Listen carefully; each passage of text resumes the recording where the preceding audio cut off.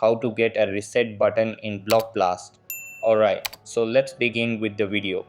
To get started, the first thing that you'll need to do is open Block Blast on your device and select from the game modes available on the platform. So you can go ahead and use the adventure mode if you want to, or the classic mode.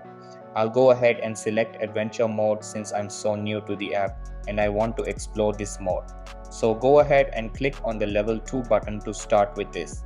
Now once you start with the game and you try to eliminate some blocks in this area, there can be circumstances where you can feel stuck and want to reset your gameplay.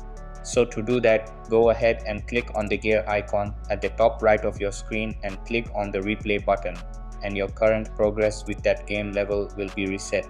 The replay button serves as the reset button of Block Blast. So that's basically how you can get a reset button in Block Blast. So that's all for this video. Consider subscribing if you find it helpful, and I'll catch you in the next one. Thanks.